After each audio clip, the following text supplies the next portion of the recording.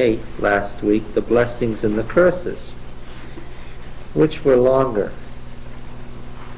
The curses, by far. Now that's probably the editorial process we saw, right?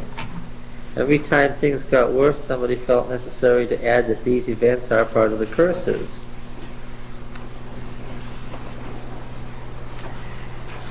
The Deuteronomic party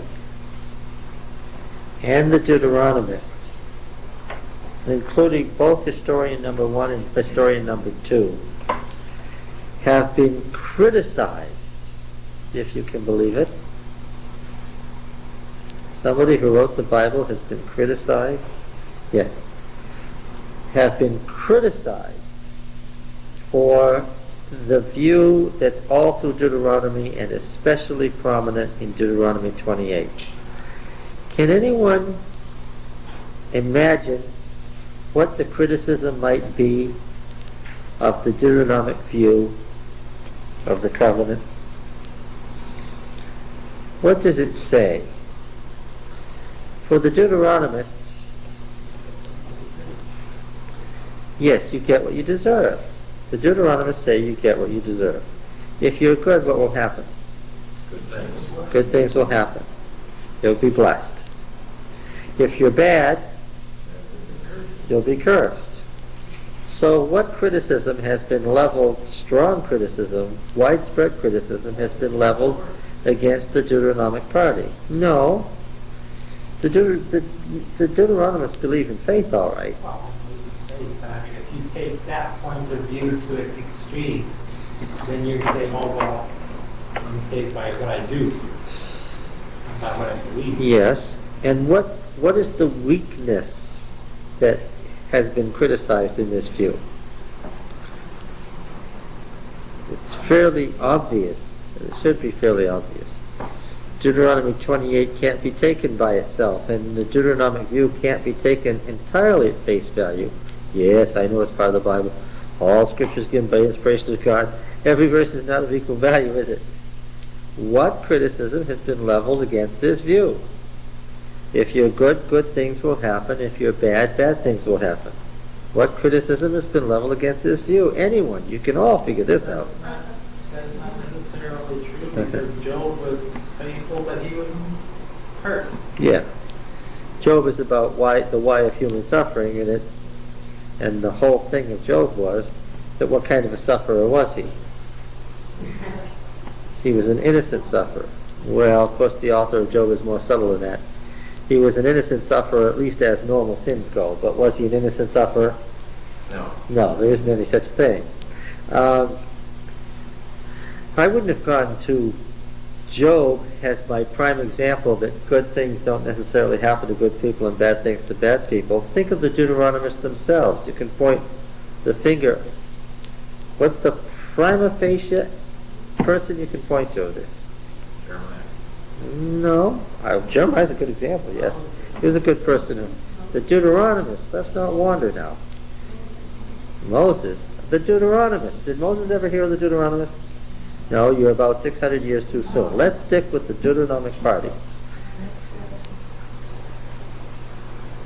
Jeremiah, of course, is a leading proponent of the Deuteronomic party, so that was a good example. Can you think of any good Deuteronomists to whom something good didn't happen? Boy, are these hints getting broad. Who was the Deuteronomic party's favorite figure? Josiah. That was hard work. And what happened to Josiah? Because he did something wrong? No, because he was trying to do something good. Because he was trying to do something right. The Deuteronomic king par excellence, in the course of trying to do something right, was cut down in his prime, and the kingdom fell apart. This is not a strong historical case for the idea that if you're good, you get blessings, and if you're bad, you get curses. This is a long way from Ecclesiastes,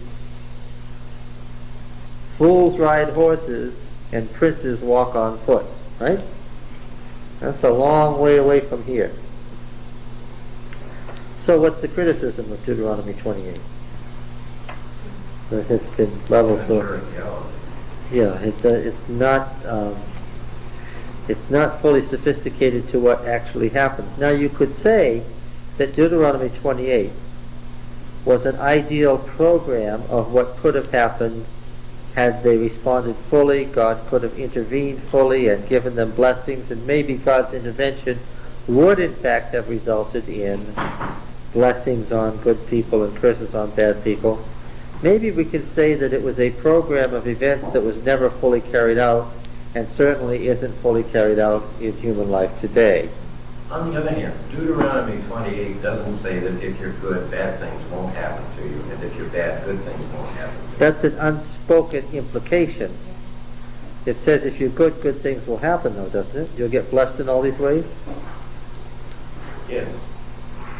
Presumably, if you're trying to follow the covenant in Josiah, you shouldn't be killed by Pharaoh Necho, right? Well, All things being equal? Disease either, but it doesn't happen. Yeah, okay, but that's the point. Deuteronomy 28 seems to imply that if you're doing what you should be doing, that what? I would agree out of context that that's true. Shouldn't Pharaoh Necho have fled 7 ways? Yeah.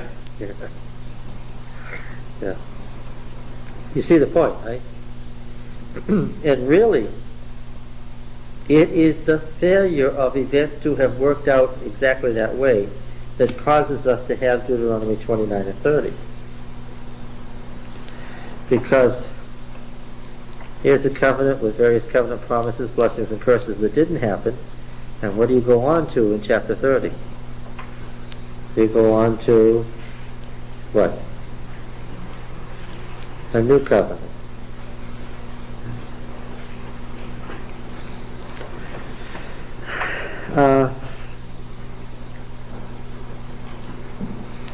And I know that Deuteronomy 28 was once the end.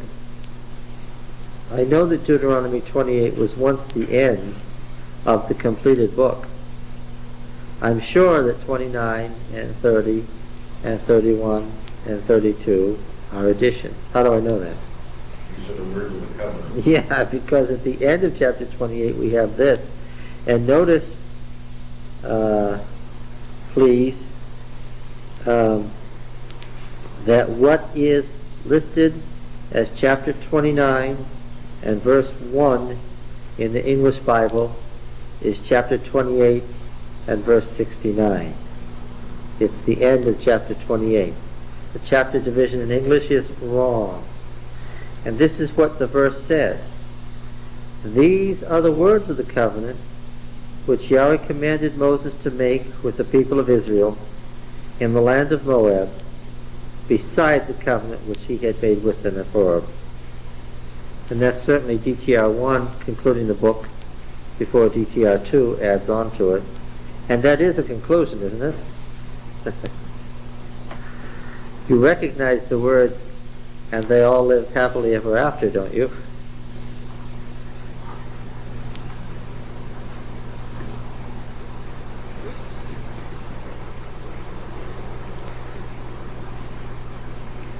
So, I have a question about the example what we had about the course, yes? and how can we individualize something what it is for the community? It looks like this covenant, this pact was done by all the community, all the people, Yes, no for one single individual. that's right. And how we can take apply this for one single case. It is correct that exegetically the chapter doesn't refer to an individual anywhere. It refers to the nation as a whole. It is, however, I believe that it's appropriate to apply the question of outcome to Josiah. Why? If there was ever an individual that represented the nation as a whole, it was what? It was the king. Yeah. So you are correct in saying Deuteronomy 28 exegetically cannot be applied to an individual. It's not saying that an individual person, if he's good, will get blessings. It's saying that the nation as a whole. Well, then you could argue that maybe the nation wasn't following Josiah, so he was taken away from them. I suppose there's a way out of the dilemma. But clearly Deuteronomic historian number 2, who's living in the exile, thinks he has to explain this further. Right? Because there was the program of reform, there was the Deuteronomic reform, there was the best king there ever was, and the thing all fell apart. Is everybody following this? You understand what the issue is? All right, now. And Moses summoned all Israel and said to them, that's an introduction. Does everybody recognize Once Upon a Time? You have seen all that Yahweh did before your eyes in the land of Egypt, to Pharaoh and all his servants. This is a good way to begin a new address, and clearly this is a new address with a new section. When you recite this historical credo of God's mighty acts, where do you begin? You don't begin with the creation. Where do you begin? You begin with the Exodus. Whose idea was it to begin with creation?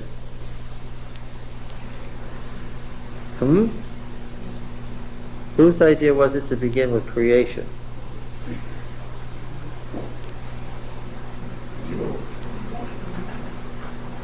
Yeah, but he's been dressed up by whom? By P. Yeah. Yeah. But I understood that those stories were just finally reduced to writing, that they've been handed down generation by generation. That's true, but to arrange them in the literary order of creation, patriarchal histories, Exodus, was not the normal course of events for Israel, because they wouldn't begin at the beginning, they'd begin at the most important point, which is what? The Exodus, which was for them creation, yes, right. And then they drag in creation after the fact. P historicized the thing by placing the creation story first, which is we would have done it that way.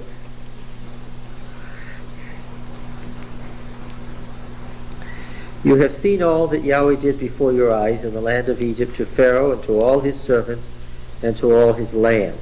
The great trials which your eyes saw, the signs and those great wonders.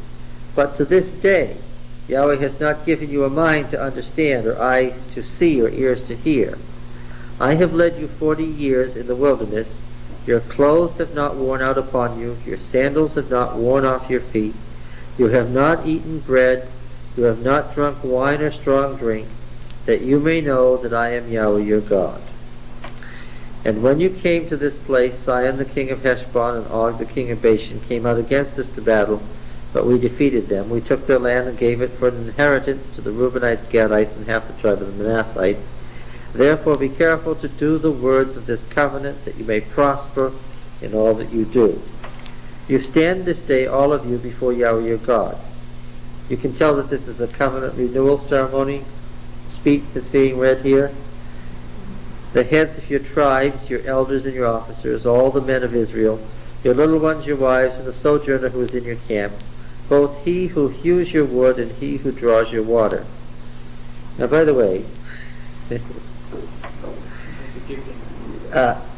gives it away. This is not a speech from the time of Moses. Whoops! I'm going to tell the story again. In Ruth, remember what I said? There was the ancestor striking the matches. And what was the problem? There weren't any matches. The writer has just struck the matches here. Why? Remember, this is ostensibly Moses speaking to Israel on the plains of Moab before they've entered Canaan, right? And the people who are listening include the hewers of wood and drawers of water. They're slaves. Right?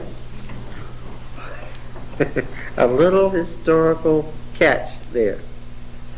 That you may enter into the sworn covenant of Yahweh your God, which Yahweh your God makes with you this day, that he may establish you this day as his people, that he may be your God, or rather he may become your God, It's imperfect. So we don't want, in order that he may become your God. It's not even good English to say in order that he be, right?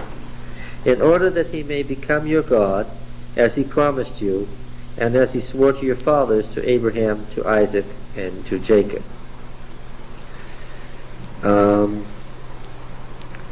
May I remind you that the Deuteronomists, coming from the north, downplay the covenant at Sinai. In fact, as you read through Deuteronomy, you don't have a covenant at Sinai other than just to mention it. There's no discussion of it. There's no description of it. Right? It's just, oh, there was a covenant made with you at Horeb. But the one that counts is the one that Moses made with them in the plains of Moab.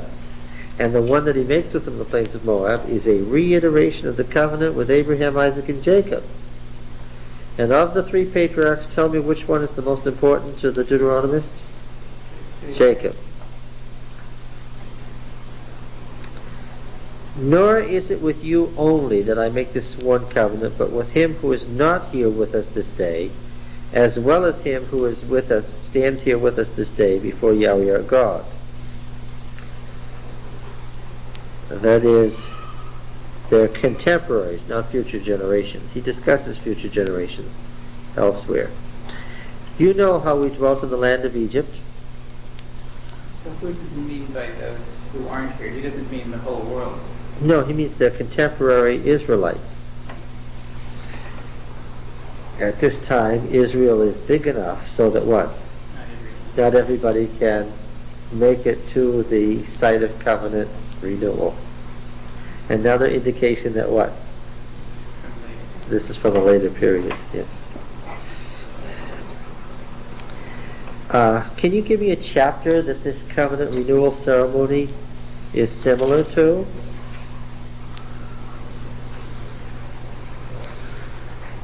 Covenant renewal ceremony. Now we know that there's a description of building the altar in Joshua 8. That came up last time. But where is there a description of a covenant renewal ceremony? Joshua 24, of course. That's what immediately the first chapter that should come to mind. Covenant renewal ceremony. Deuteronomy 29, Joshua 24. Okay. I could have mentioned 1 Samuel 12 too. Or is it 2 Samuel 12? Now I'm lost.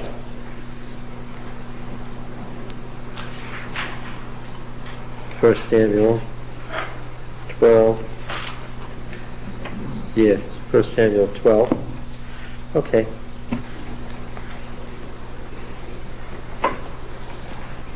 What were those chapters? Deuteronomy 29, Joshua 24, 1 Samuel 12.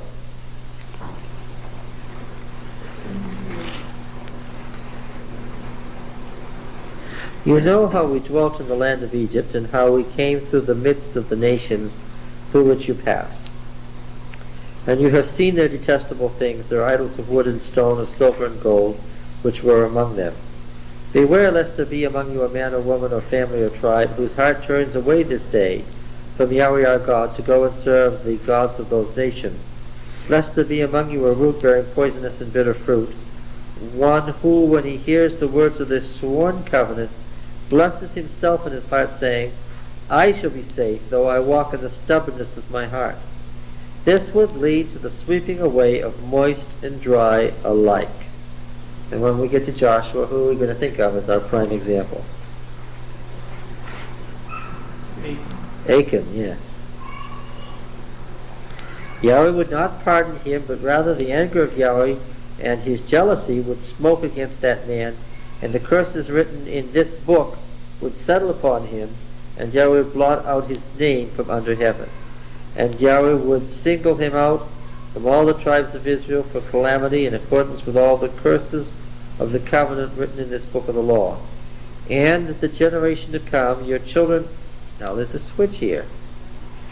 Watch this carefully. This is DTR2 playing an editorial switch on us. What have we just been talking about? We've been talking about the disobedient individual who secretly worships an idol when he hears the words of the covenant. Watch what the subject becomes without any warning. And the generation to come, your children who rise up after you, and the foreigner who comes from a far land would say, when they see the afflictions of that land, and the sicknesses with which Yahweh has made it sick, the whole land, brimstone and salt and a burnt-out waste, unsown and growing nothing, where no grass can sprout, an overthrow like that of Sodom and Gomorrah, Admah and Zeboim, which Yahweh overthrew in anger and wrath. Yea, all the nations would say, why has Yahweh done this to this land? Now what? What? Do you get it? It reads very smoothly. And unless... See, I'll say this for DTR too. He's a cunning writer, and his insertions are subtle, and you have to think before you realize that he has led you off. What were we talking about? We were talking about an individual who was idolatrous, like Achan. And the next thing that we're talking about is what? Destruction of the nation in exile. Yes. And the way he's written it, he leads you to believe that one man could cause the exile. Right? Yeah. And it's not just a minor picture of the exile. The exile is like what? The whole land is brimstone and salt and a burnt-out waste, unsown and growing nothing, where no grass can sprout. This reminds me of the description of the land called No Kingdom there in Isaiah. It's the beginning of where we get the concept of hell. Isaiah what? 35, 36? Let's go take a look, see if we can find it.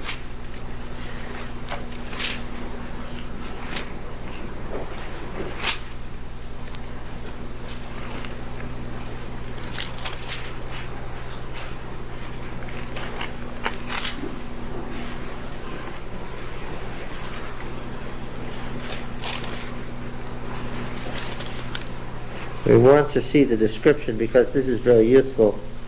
Yeah. How about Isaiah 34?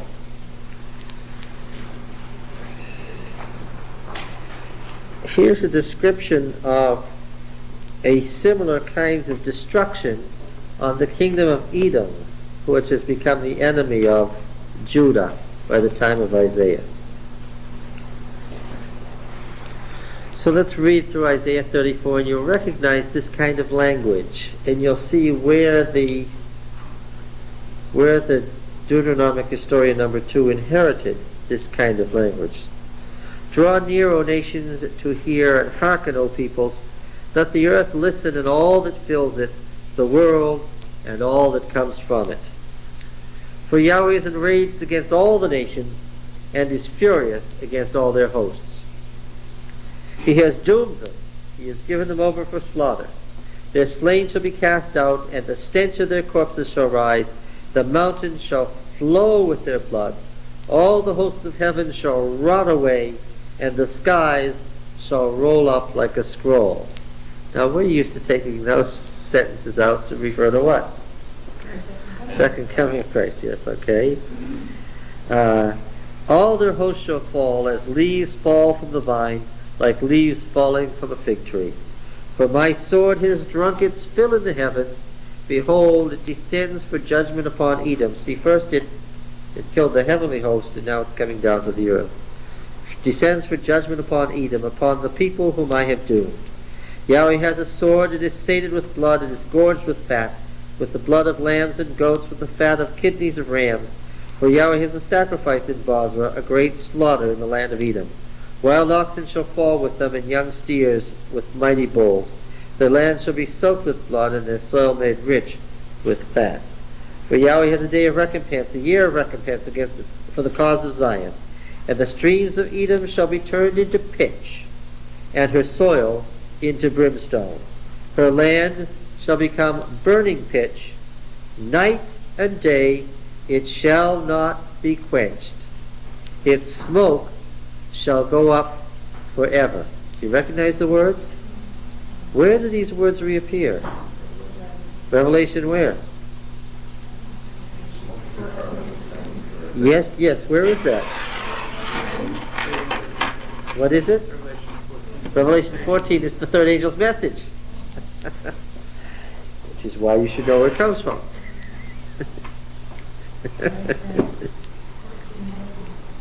We can't have everyone driving around with little license plates with 3 angels on them and not know what it's all about. But that's what we have. Look, in heaven is idle. Night and day it shall not be quenched. Its smoke shall go up forever. From generation to generation it shall lie waste. None shall pass through it forever and ever. But the hawk and the porcupine shall possess it. The owl and the raven shall dwell in it. He shall stretch the line of confusion over it, and the plummet of chaos over its nobles. They shall name it No Kingdom there, and all its princes shall be nothing. Thorns shall grow over its strongholds, nettles and thistles in its fortresses. It shall be the haunt of jackals and abode for ostriches, and wild beasts shall meet with hyenas. The satyr shall cry to his fellow, Yea, there shall the night hag alight, and find herself a resting place. There shall the owl nest and lay, and hatch and gather her young in her shadow. Yea, there shall the kites be gathered, each one with her mate. Seek and read from the book of Yahweh. Not one of these shall be missing, none shall be without its mate, for the mouth of Yahweh has commanded, and his spirit has gathered them. Okay, now this is a description of what? Happens to be of Edom, but it's a classic description of what? Yes, falling on a nation, right? When the day of the Lord falls on a nation, it becomes this kind of thing. It's, among other things, full of pitch and brimstone and burning. Now, of course, this was literally so initially, right? Fine. You get to those Middle Eastern countries, and when you talk about pitch and brimstone and burning, what are you talking about? You're talking about pools of raw oil. You're talking about actual brimstone. You're talking about lands that naturally ignited and burned in the ancient world. And when that happened, of course, who was doing the burning? In Israel's eyes, who was doing the burning? God was, yes. And from this literal description of ancient events comes, with a few a few centuries and a little dose of mythology, comes what? A burning hell. Yeah.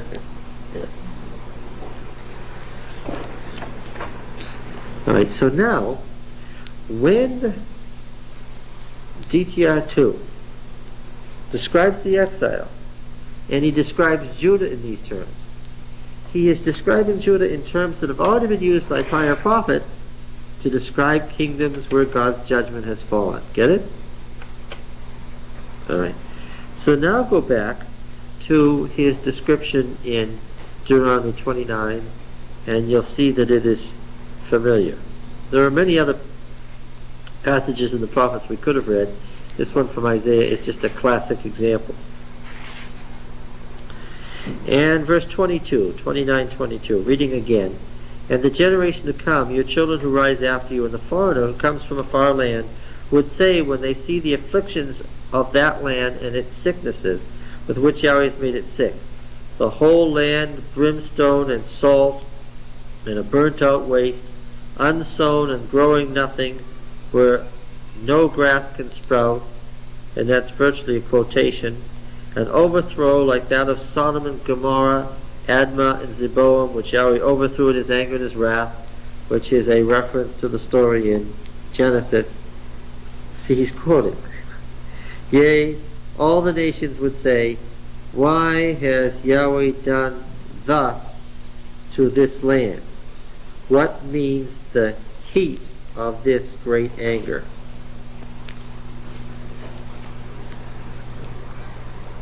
He's drawing on prior written material. He speaks similarly This is the mark of DTR2. Read 1 Kings 9 with me.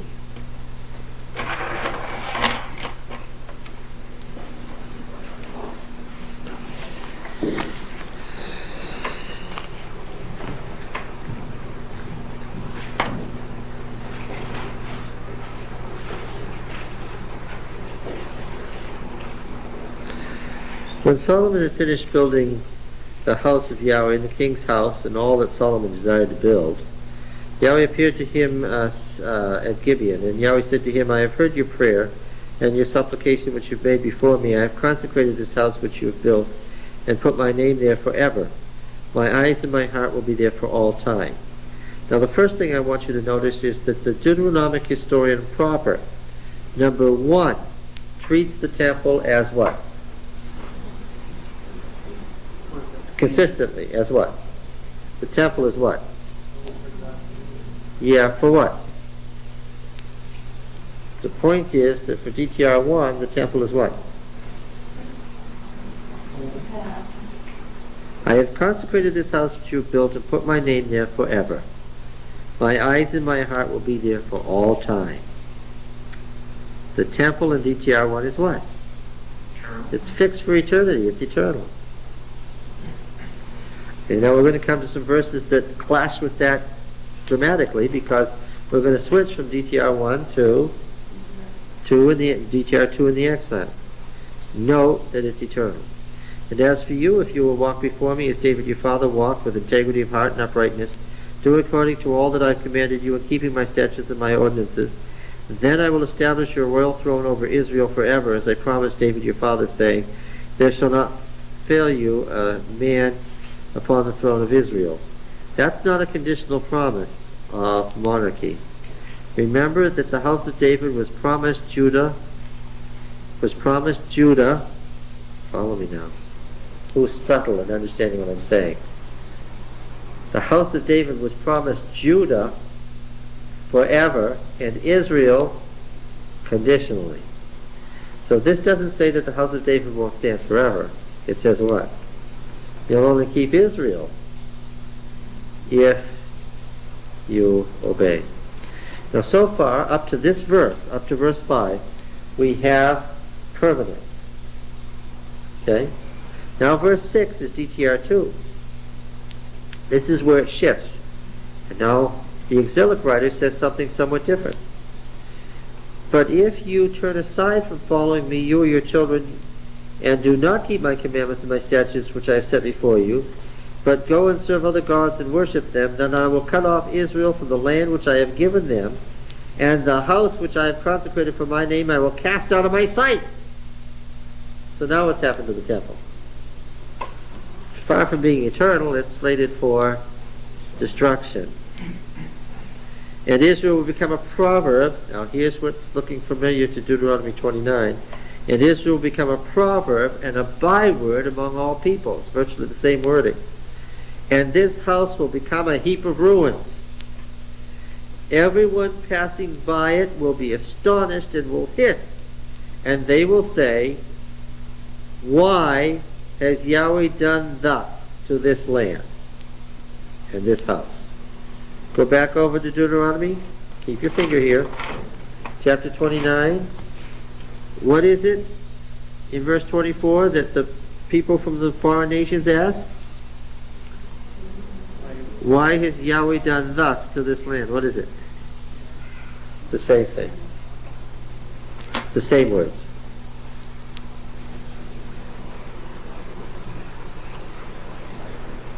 I must assume that DTR2, and I've identified DTR2 with whom? With Jeremiah, or one of his immediate circle.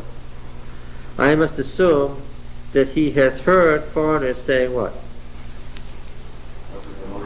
Well, yes, why did he do this to this land? He's heard that. Yeah. Let's just finish. In some manner and vision, you may have seen the destruction of the temple. Not quite understood all of it. You mean it's a prediction rather than a commentary? Well, theoretically it could be a prediction, except that the very same words are used to say in Jeremiah 50 and 51, and this is what happened, and this is what we did, and this is what they said, and this is where we went. It's suspiciously the same.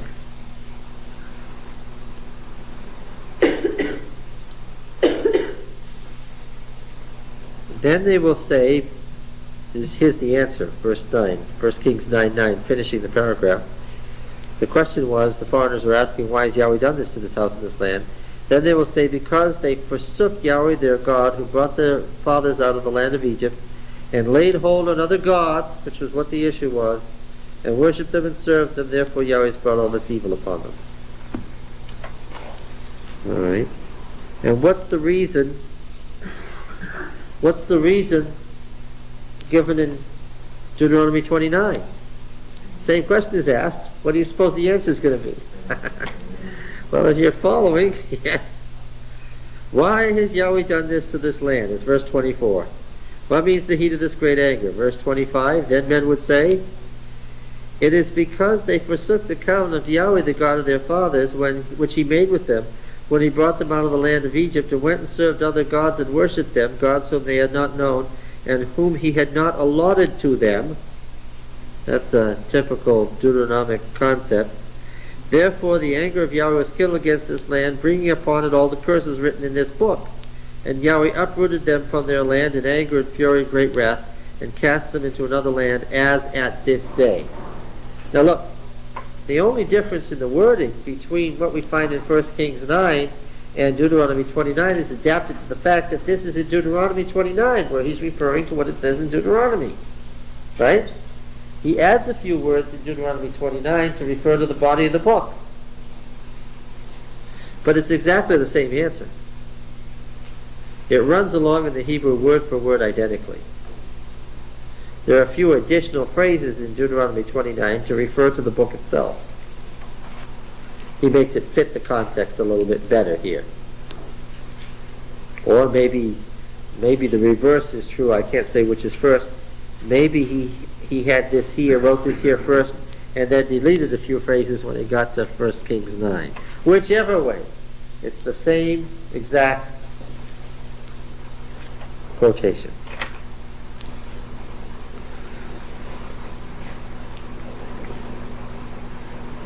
The secret things belong to Yahweh our God, but the things that are revealed belong to us and to our children forever, that we may do all the words of this law, which goes right down to verse 11. 30 verse 11, which is the next word. For this commandment which I command you this day is not too hard for you, neither is it far off. It is not in heaven, that you should say, who will go up for us into heaven to bring it to us, that we may hear and do it. Neither is it beyond the sea, that we should say, who will go over the sea for us and bring it to us, that we may hear and do it. But the word is very near you. It is in your mouth and in your heart, so that you can do it. Now, inserted into the initial speech, we have the New Covenant passages. So what is the significance of verse 29? What secret thing is it talking about, or why? It's anything that God knows that he chooses not to tell us. In other words, he's saying, there's all kinds of things that God knows that he doesn't tell us, but what he has told us is the covenant. And that we know, and that we can do. It's easy to do.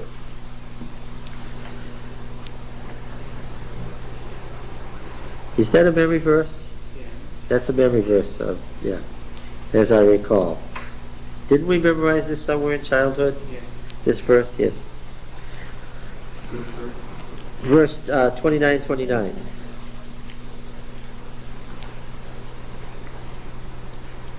Now we come to the New Covenant passage.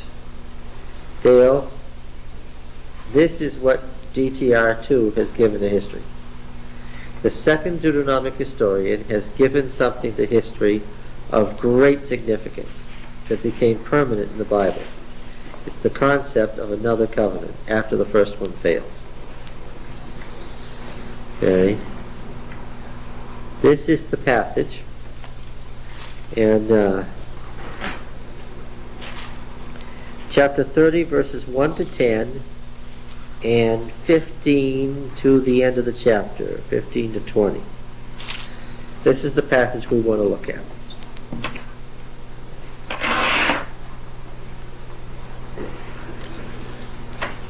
Important, right? This is the chapter you memorize. Where's the New Covenant? Deuteronomy, it's chapter 30. This is an important part of the Bible here. All right? And when all these things come upon you, the blessing and the curse, which I have set before you. Now, DTR2 assumes there's going to be what? DTR2 assumes there's going to be what? Which curses? The exile. When all these things have come upon you, the blessing and the curse which I set before you, and you call them to mind among the nations where Yahweh your God has driven you, they are in exile. Now we've noted that the Deuteronomic history, the second historian brings it down to the return to Egypt, right? So he takes the history all the way from the exile, from the exodus from Egypt, all the way around to the exile back to Egypt. It's from Egypt to Egypt. Remember, the title of the second historian's work is From Egypt to Egypt. Keep that in mind. If we titled the first historian's work, we could say From Moses to first historian now. We'd say From Moses to Josiah. That's the first historian's work. We'd label it From Moses to Josiah. The second historian will label From Egypt to Egypt. All right. When all these things come upon you, the blessing and the curse, which I have set before you, and you call them to mind among all the nations where Yahweh your God has driven you, and return to Yahweh your God, you and your children, and obey his voice in all that I command you this day, with all your heart and with all your soul, the same Deuteronomic language with which we become so very familiar, then Yahweh your God will restore your fortunes and have compassion on you, and he will gather you anew. I don't think, again, is an appropriate translation here for what is being said in this verse. Write in anew if it doesn't say anew. Does it say anew in anybody's Bible? He will gather you anew. I don't see you scratching out and inserting. Does everybody have the verse? Do you have your finger on the verse? It's verse 3. Chapter 30, verse 3. He will gather you anew from all the peoples where Yahweh your God has scattered you.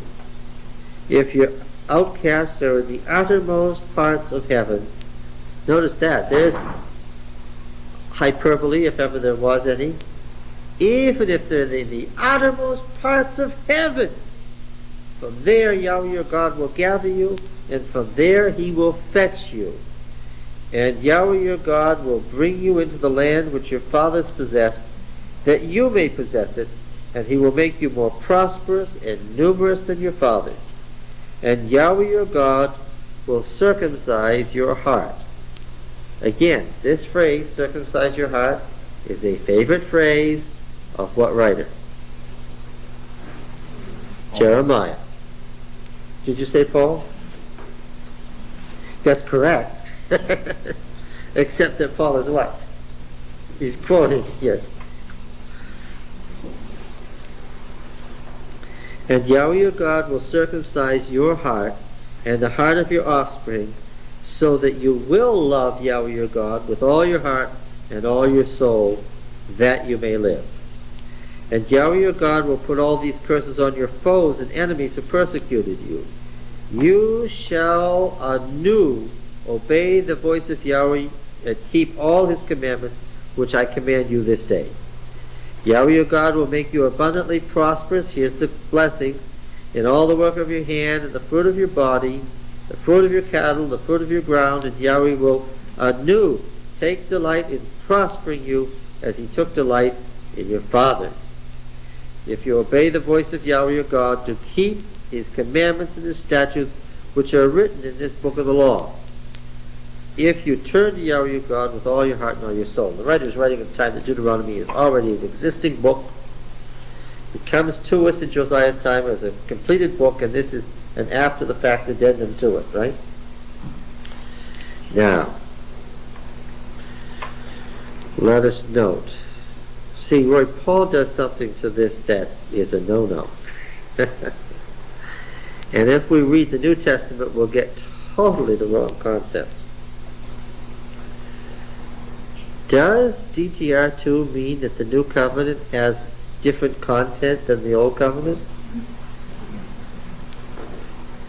Is it based on different promises? Or better promises, as Paul says? No. That's Paul making it up as he goes along. Actually, that's Paul and Rabbinic Judaism. When we get to the New Testament, we'll talk about how Rabbinic Judaism developed and interpreted the Old Testament. And in the New Testament, you get all sorts of, the Old Covenant was this. The New Covenant is this. The Old Covenant X, the New Covenant X prime is something different. All of that is after the fact, later stuff that's not exegesis of the Old Testament. Okay? There's no difference between the Old and New Covenant at all. Same content, same promises and everything. Yes? What was the writer repeated instead of philosophy? Because it was meant to be spoken as a public sermon. This was preached out on what day? On the day of covenant renewal. Here, the writer is living in exile, and he's speaking to his fellow exiles and telling them that all is not lost. That even though they have been exiled and scattered among the nations, God's going to regather them, and there's going to be a new covenant, even though the old one has been completely undone. All right? The only difference is New people, all right, yes. Do you think Paul actually knew what the story was, and he was just speaking to the audience he was trying to No. reach, or that he really believed what he was saying? He was a rabbi. He taught like first century rabbis who had this whole theological thing built up about the old covenant was this way, the new covenant is that way, all different stuff. Remember, people in Jesus' day didn't necessarily understand the Old Testament exegetically. A lot of times they had no idea what it was talking about. And So verse 6, he kind of flipped it over verse 6. what? 31:6. 30 verse 6. 36. Yeah, but that's not a new statement in Deuteronomy. Sorry? That's not a new statement in Deuteronomy, that the Lord will circumcise your heart. Yeah, but one thing is, that the verse never really get into what it meant. Well, this is in the section of the New Covenant. And he says the New Covenant is better than the Old one. Of course, Paul's problem is he thinks the New Covenant came when? In Jesus' day, right? Where's the New Covenant historically in Deuteronomy 30? What time is he talking about? He's talking about the Babylonian exile. Yeah. Not in Jesus' day. Let's read Jeremiah 31 while we're at it.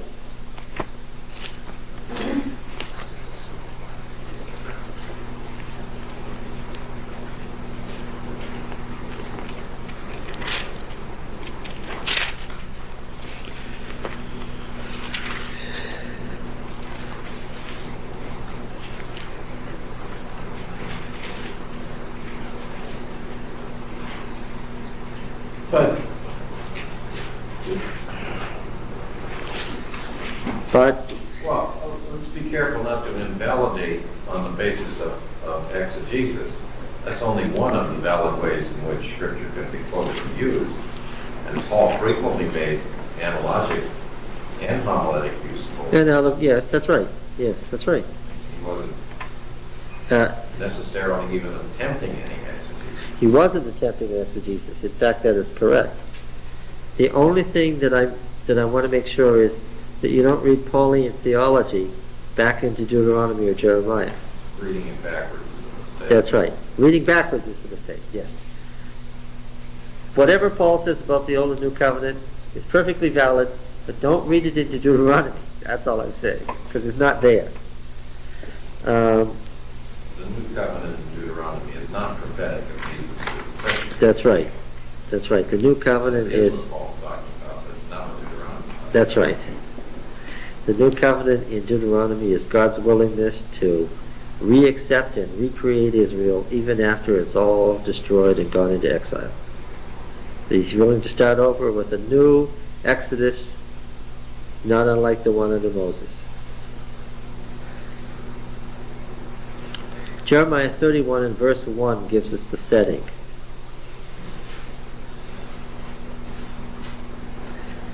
At that time, says Yahweh, I will be. Do you have the word be? Again, let me say it's not a good way to translate the Hebrew, and it's poor English. At that time, I will become the God of all the tribes of Israel, and they will become my people. That's the standard covenant formulary. We've seen it again and again. I will become their God, they will become my people. You ought to be able to recite that in your sleep. If I ask you, what's the standard covenant formulary? The answer is, I will become their God, they will become my people. That's the moment of covenant. And how many is included here, Jeremiah? What's the prophet say? All the tribes of Israel.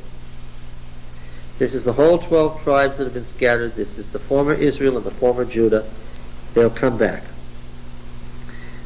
Says Yahweh, the people who survived the sword found grace in the wilderness. The people who survived the sword found grace in the wilderness.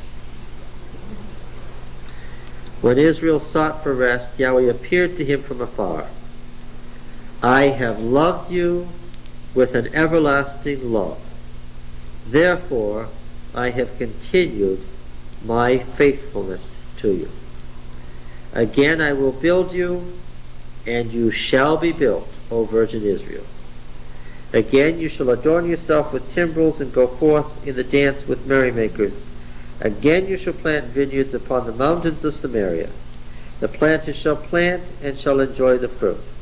For there shall be a day when watchmen will call in the hill country of Ephraim, the northern kingdom, when watchmen will call, Arise, let us go up to Zion, to Yahweh our God. What kind of a kingdom is it? It's the Davidic Empire again. All right? Now it's in this context that we have this famous prose passage inserted. Jeremiah 31, verse 31. This is important. Big passage. Mark it, circle it, stars by it, arrows toward it. Yes. Highlighter. Behold, the days are coming, says Yahweh, when I will make a new covenant with the house of Israel and the house of Judah. Not like the covenant which I made with their fathers when I took them by the hand to bring them out of the land of Egypt. My covenant which they broke, though I was their husband, says Yahweh. But this is the covenant which I will make with the house of Israel after those days, says Yahweh. I will put my law within them, and I will write it upon their hearts. And I will be their God, or rather I will become their God, and they shall become my people. Covenant formulary, quote. And no longer shall each man teach his neighbor and each his brother, saying, Know Yahweh.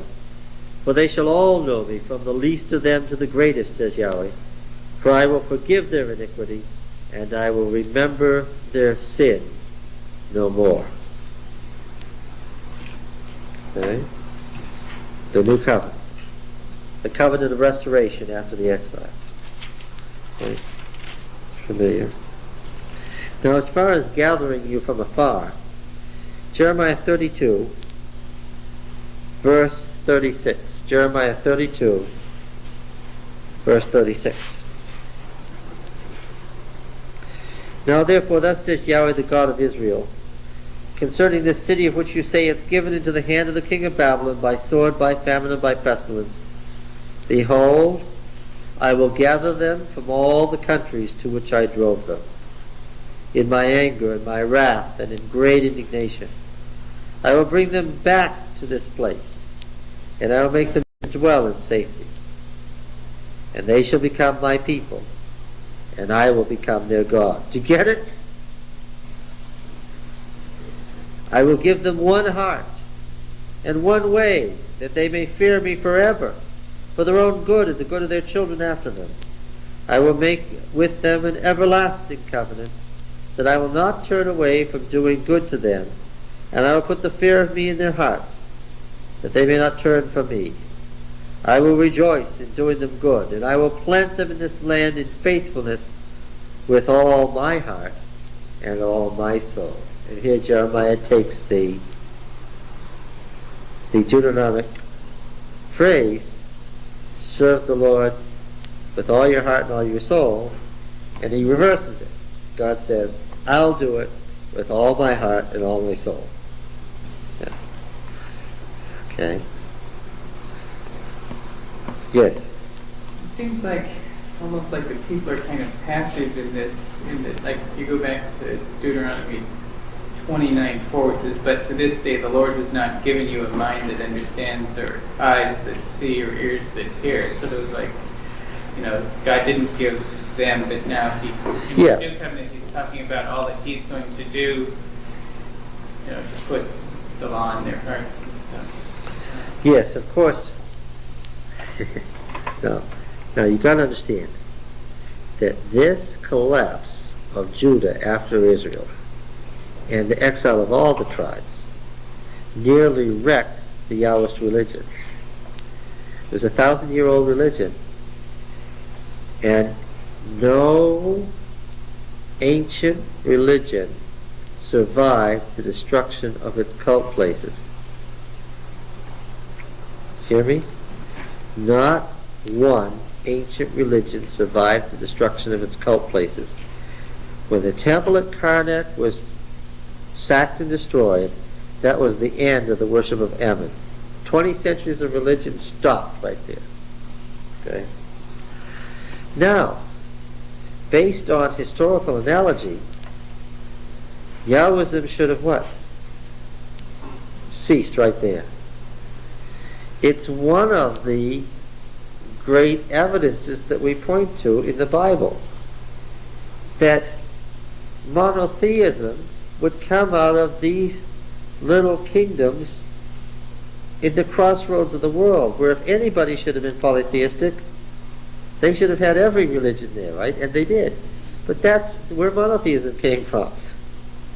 And these little places, what John Bright calls these preposterous little kingdoms, gave us theology, history was born there, true history was born there, prose was born there, monotheism, ethical religion, ethics, right, morality, all came from that one little place. And to top it off, it's the only religion that survived the destruction of its cult places. These little ancient religions have become the religions of the Western world, right? The state religion of Israel and Judah, think of it. Think of how unlikely this is.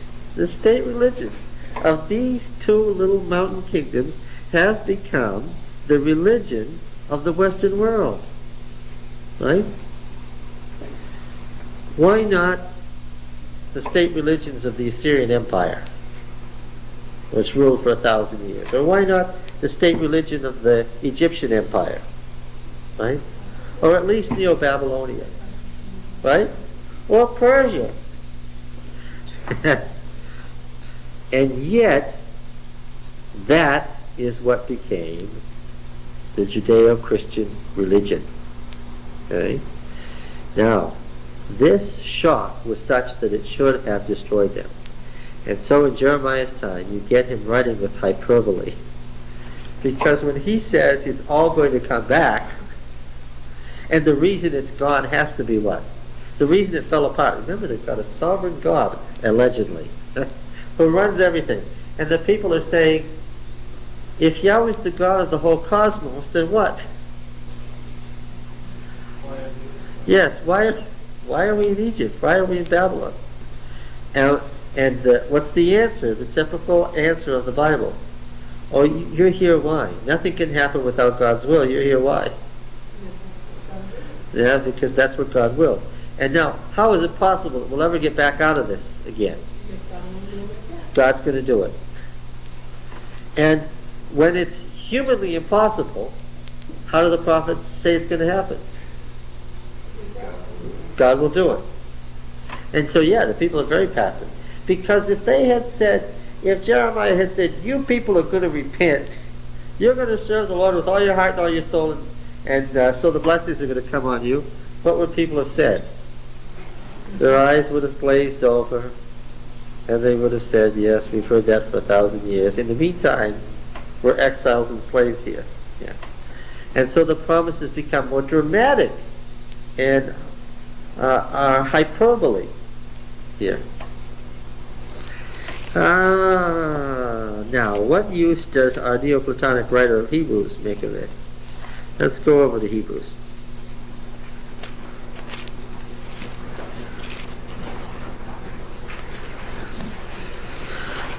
See, he takes those passives that you've just pointed out, Richard, where God's doing it and the people are just there. And this is what the Christians did, and this is what drove the rabbis crazy. Christianity was a reinterpretation of the Old Testament. Okay? In Hebrews 8, the author is at the end of a long argument about the superiority of the heavenly temple and Christ's ministry. And so he says, now the point of what we're saying is this. We have just such a high priest, one who is seated at the right hand of the throne of the majesty in heaven, a minister in the sanctuary and the true tent, which is appointed not by man, but by the Lord. For every high priest is appointed to offer gifts and sacrifices, hence it is necessary for this priest also to have something to offer. Now if he were on earth, he would not be a priest at all, since there are priests who offer gifts according to the law. They are a copy and a shadow of the heavenly sanctuary. For when Moses was about to erect the tent, he was instructed by God, saying, see that you make everything according to the pattern which was shown you on the mountain. But as it is, Christ has obtained a ministry which is as much more excellent than the old, as the covenant he mediates is better, since it is enacted on better promises.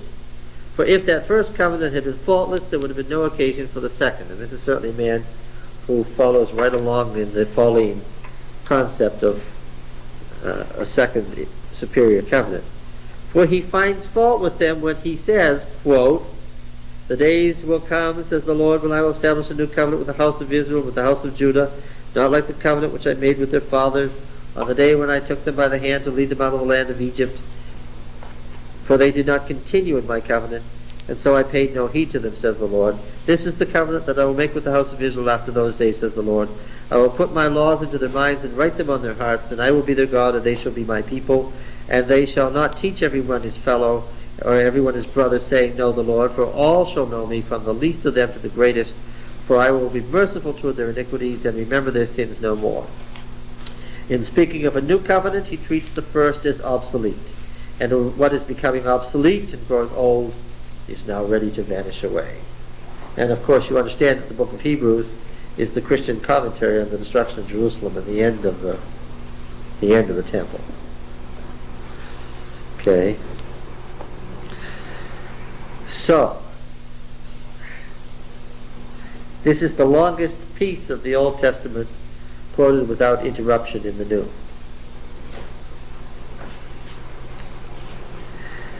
And of course, we can't blame Paul for this entirely, can we? Jesus, after all, said what? This is my blood of the new covenant, which is shed for you. Yeah. So he did this radical reinterpretation of the Old Testament and defined the whole thing as relating to himself personally. See, I was reading in the Jewish Encyclopedia, and I don't know, perversity or something, I looked up Jesus, Paul, all that sort of thing in the Jewish Encyclopedia to see what it would say. And what it said was that there was something, Jesus had something where he had to interpret everything in the Bible as relating to himself personally. And finally, and he gives you examples. And finally, the writer says that you can see that Jesus was a disturbed person. His mental aberrations were such that he couldn't read the Bible as the Bible is the Word of God. If it didn't mean something about himself, then he couldn't relate to it.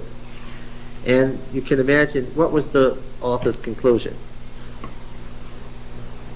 It was obvious, he says, that Jesus of Nazareth was quite mad. And it was that kind of a megalomaniac reaction that caused him to do this. Interesting. So, yes, that's where the idea of a new covenant beginning in Deuteronomy 30 goes, right? And so it develops. This is an idea of historical development. Huh? All right. Now let's read the rest of the passage, verse 15. Deuteronomy 30, verse 15.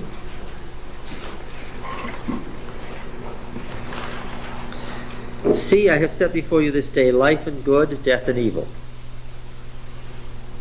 If you obey the commandments of Yahweh your God, which I command you this day, by loving Yahweh your God, by walking in his ways, and by keeping his commandments and his statutes and his ordinances, then you shall live and multiply, and Yahweh your God will bless you in the land which you are entering to take possession of it. But if your heart turns away and you will not hear, but are drawn away to worship other gods and serve them, I declare to you this day that you shall perish, and shall not live long in the land which you are going over the Jordan to enter and possess. I call heaven and earth to witness against you this day, that I have set before you life and death, blessing and curse. Therefore choose life, that you and your descendants may live, loving Yahweh your God, obeying his voice, and cleaving to him, for that means life to you and length of days, that you may dwell in the land which Yahweh swore to your fathers, to Abraham, to Isaac, and to Jacob, to give them.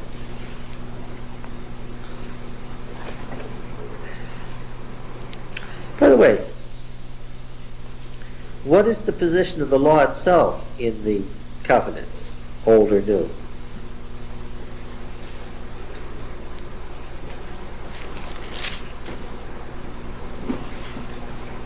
Valid and binding. Valid and binding, you say. You don't sound like you're a Disciples of Christ minister.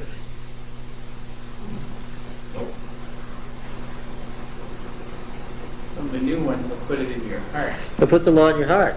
So what has happened to the law is If it's in your heart, it's a whole lot more binding than if it's on tables of stone, yes.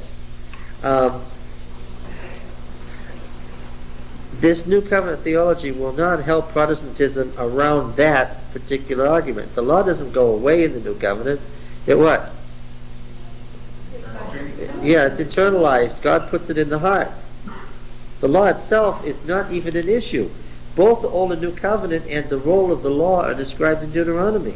The Deuteronomists never had any thought that the law would go away, right? The difference is that it's not a priest who administers it any longer. The relationship is personal. Yes, and direct. It's non-mediated. Everyone will know the Lord. There's no teacher there. Yeah. But certainly the law is more secure under the New Covenant than the Old, right? The problem with some people is they think the law being in their heart means they can do whatever they want.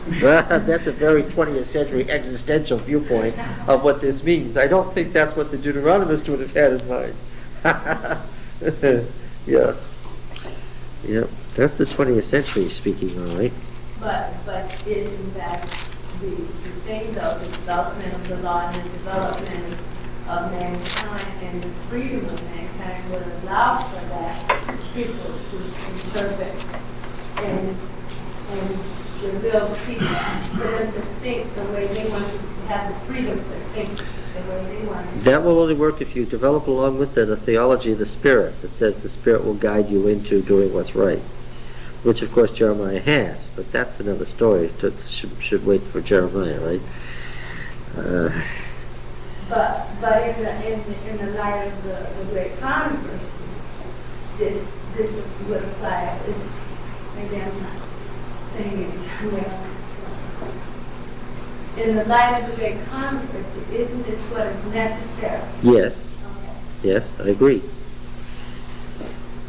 Now then, 31. We've already read through 31 before for editorial purposes. We read 31 backwards from chapter 32 because I wanted you to see that the first Deuteronomic historian had finished up the book quite nicely. The second historian added the Song of Moses, which had this thing about the lawsuit of God and God rejecting them and then accepting them a second time, so that he could develop his theology of the New Covenant. Really, the theology of the New Covenant, DTR2, developed or derived from the Song of Moses in Deuteronomy 32, which, as I said, was already very ancient in his time. This was an old song from the time of Moses or the early judges, which has been reworked and become the basis of DTR2's theology of a new covenant.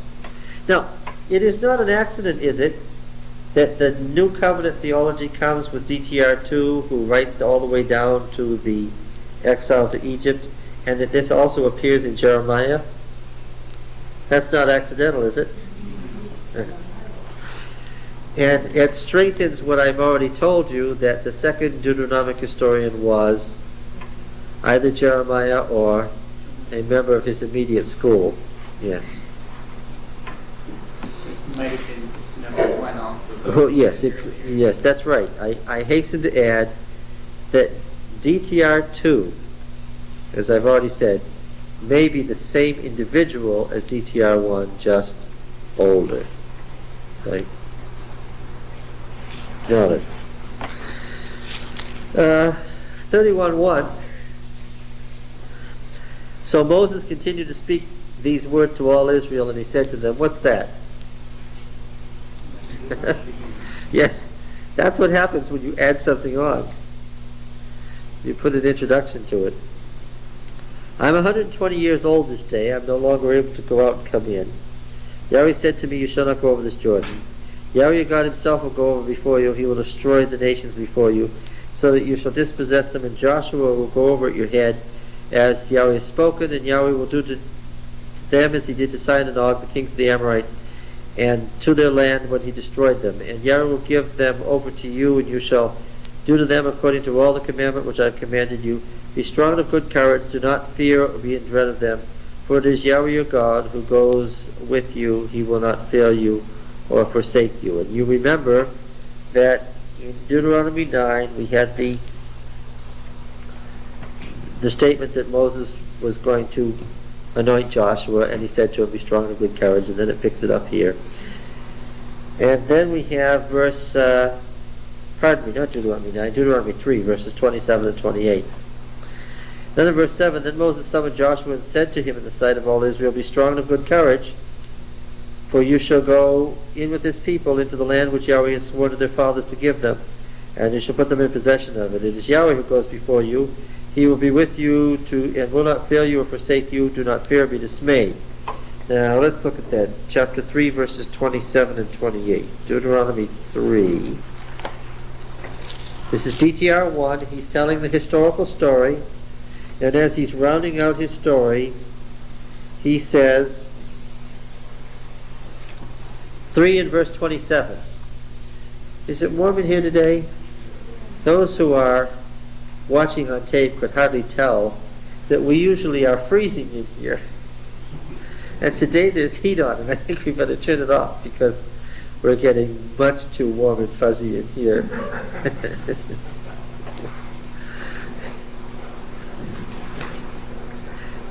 Chapter 3 and verse 27.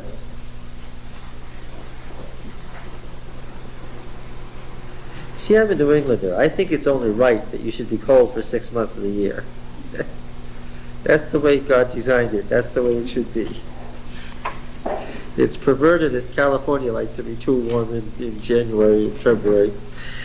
Go up to the top of Pisgah and lift up your eyes westward and northward and southward and eastward, and behold it with your eyes, for you shall not go over this Jordan. Verse 28. But charge Joshua and encourage and strengthen him. And I pointed out to you that encourage and strengthen is the same as saying, be strong and of good courage. Encourage and strengthen him, for he shall go over at the head of this people, and he shall put them in possession of the land which you shall see. And then we have this statement that he said to Joshua, be strong and of good courage. 31:6. And then in 31:7 he says again, be strong and of good courage. And then in verse 14 we have this. Chapter 31, you'll see that 14 follows verse 8. The Lord said to Moses, behold, the days approach when you must die. Call Joshua and present yourselves in the tent of meeting, that I may commission him. And Moses and Joshua went and presented themselves in the tent of meeting. And the Lord appeared in the tent in a pillar of cloud, and the pillar of cloud stood before the door of the tent. And something happened, and what happened is found in verse 23. We're skipping the insert. The Lord commissioned Joshua the son of Nun and said, what do you think the Lord said to Joshua? Be strong and of good courage, for you shall bring the children of Israel into the land which I swore to give them. I will be with you. Okay. We really catch the theme that Joshua has, that he should be what? Now, what do you think about in the book of Joshua? Do you think that would ever be mentioned? Nah, probably not. How about 1:6?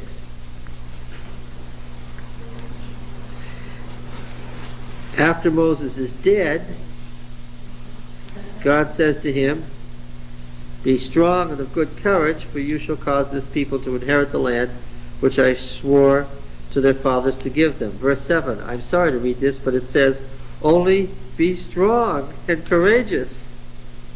Be careful to do it according to all the law which Moses my servant commanded you. That sort of gives you the idea that he was not strong and courageous. Well, yes, because it says it so often. Yeah, but it's probably the other thing. That's right. We're not finished yet. Verse 9, have I not commanded you? Be strong and of good courage. Be not frightened or dismayed. The Lord your God is with you wherever you go. Now we skipped some inserts here from DTR 2, and I think we have to read them. Beginning in chapter 31 and verse 9. And Moses wrote this law. Now it was already a book of the law in chapter 29. Now he's writing it in chapter 31. That's what happens when you get a bunch of additions. And Moses wrote this law and gave it to the priests, the sons of Levi, who carried the ark of the covenant of Yahweh, and to all the elders of Israel. And Moses commanded them at the end of every 7 years, at the set time of release, at the Feast of Booths, when all Israel comes to appear before Yahweh your God at the place which he will choose.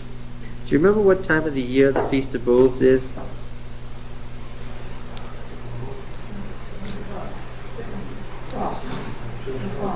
Well, we spent 2 hours on it one day. We did nothing but what happened in the Feast of Booths. And when was that?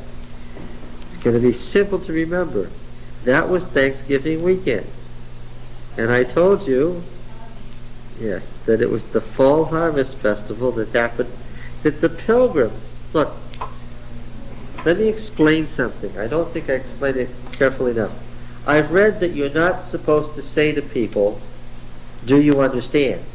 Because if they don't, it makes them defensive and feel insecure because they don't understand when you're asking if they do. You're supposed to say, this is a good teacher now, am I making myself clear?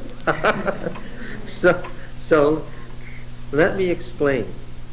If we had a harvest feast in New England, when would it be? When in the fall? Does anybody live here in New England? Can anybody tell me? When would our harvest feast be? Yeah.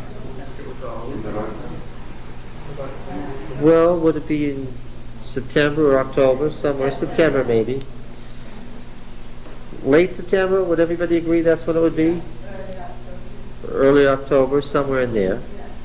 Because I guess by the time we picked our apples and our pumpkins were about done, right? October? Our harvest feast is the 3rd week in November. Our Congress decided that because that's when the Pilgrims decided to have it. Well, they were living in New England. That was too late to have a harvest feast. Why did they set it so late?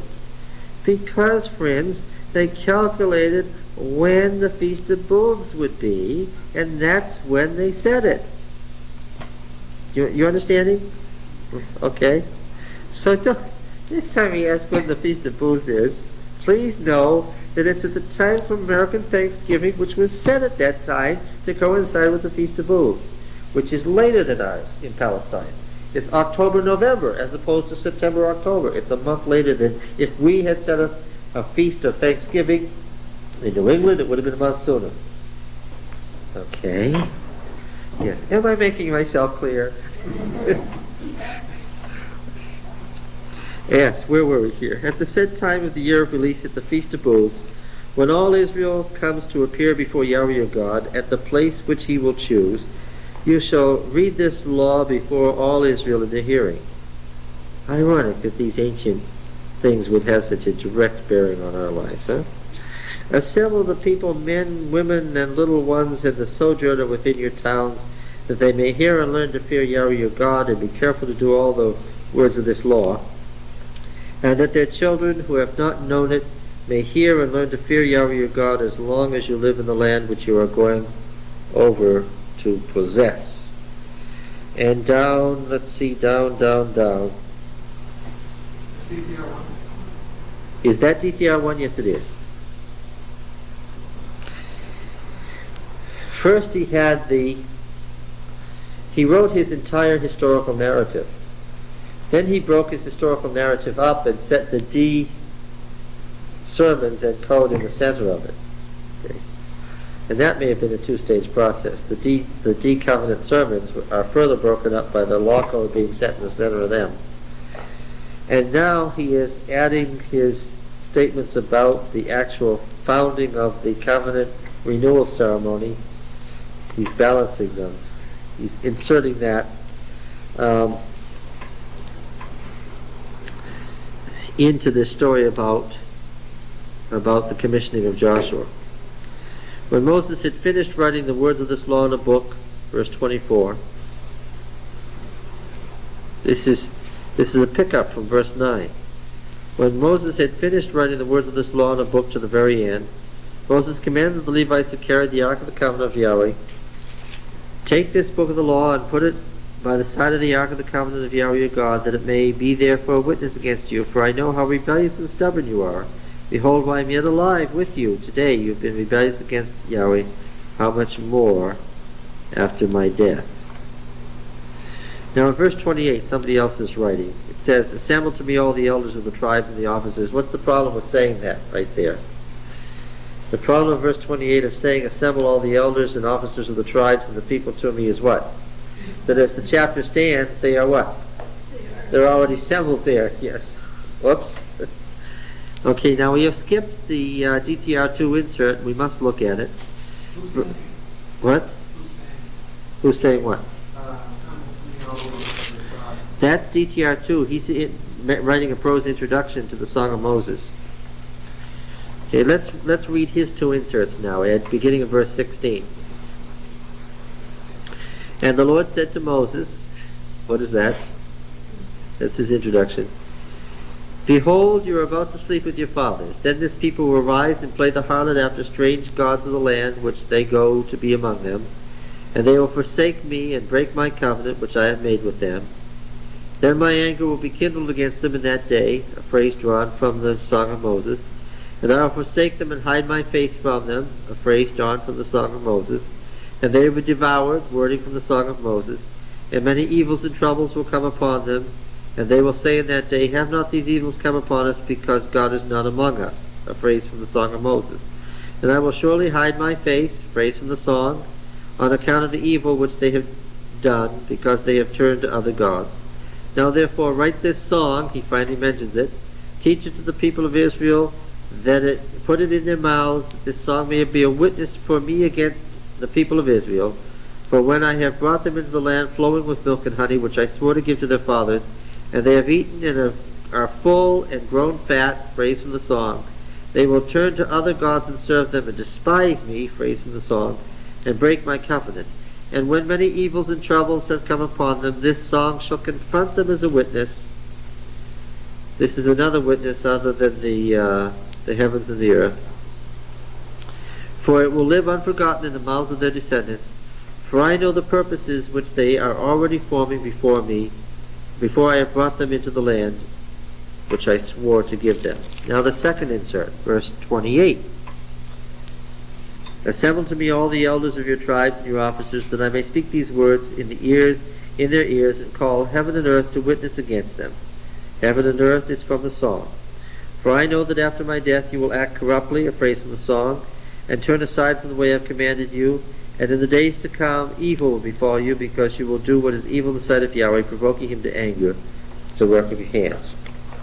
Then Moses spoke the words of this song until they were finished in the ears of the assembly of Israel. Now, this is the song of Moses. Okay?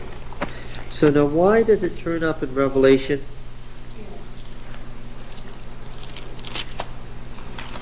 Where does it turn up, first of all?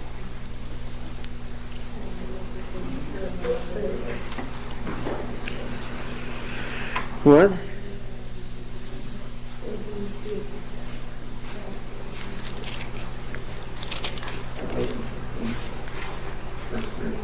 Revelation 15:3.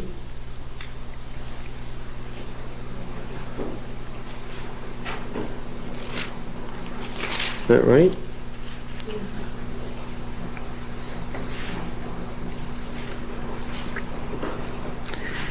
All right. Then I saw another portent in heaven, great and wonderful, 7 angels with the 7 plagues, which are the last, for with them the wrath of God is ended. And I saw what appeared to be a sea of glass mingled with fire, and those who had conquered the beast and its image and the number of its name, standing beside the sea of glass with harps of God in their hands.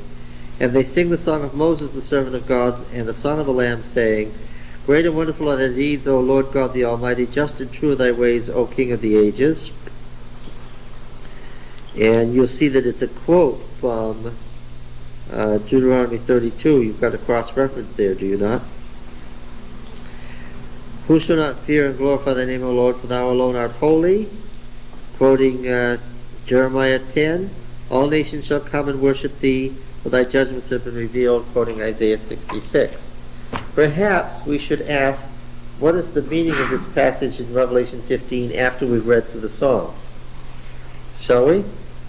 We read through the song once before to see how it related to Deuteronomy. Now let's read through it and see how it relates to Revelation. A question to answer that you raised in Sabbath school, I remember. He's bringing up a question I asked in Sabbath school a number of months ago. What was the question? Or you were going to say why you thought that this really was the end time now, and not just that we think it is like all the other times in the past when people thought it was the end time. Oh, okay. You said the answer was tied up in the Song of Moses. Okay. Give ear, O heavens, and I will speak, and let the earth hear the words of my mouth. The heavens and the earth. I think it's helpful to know that the heavens and the earth were once olden gods. We hear of Mother Earth. Mother Earth was one of the 8, and Father Heavens was one of the 8 pairs of olden gods. And so this phrase, to calling on the heavens and the earth to witness, is very ancient. Give ear, O heavens, and I will speak, and let the earth hear the words of my mouth. May my teaching drop as the rain, my speech distill as the dew, as the gentle rain upon the tender grass, and as the showers on the herb. For I will proclaim the name of Yahweh, and ascribe greatness to our God. So you've got to catch the theme there. The theme is the name of Yahweh, and of course the name of Yahweh is a catchphrase for the Deuteronomists. It's one of the reasons that it's the Song of Moses is in Deuteronomy, and ascribing greatness to our God. All right?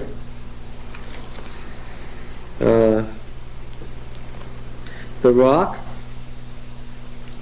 Well, that's the end of the introduction. Verse 4 is the beginning of the body of the song. The rock, his work is perfect, for all his ways are justice, or just. A God of faithfulness and without iniquity. Just and upright is he.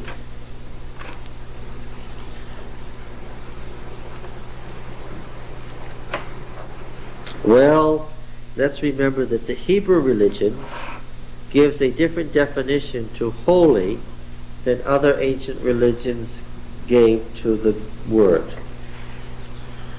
What did the Canaanites mean by Baal was holy? And they certainly said that. What did they mean? When they referred to the holy ones, what did they mean? What? Powerful. It's the powers of deity that makes them holy. And anyone related to the deity was holy by virtue of being a priest and serving him, or whatever. Whatever was related to Baal was holy because Baal was holy, which is to say Baal was powerful.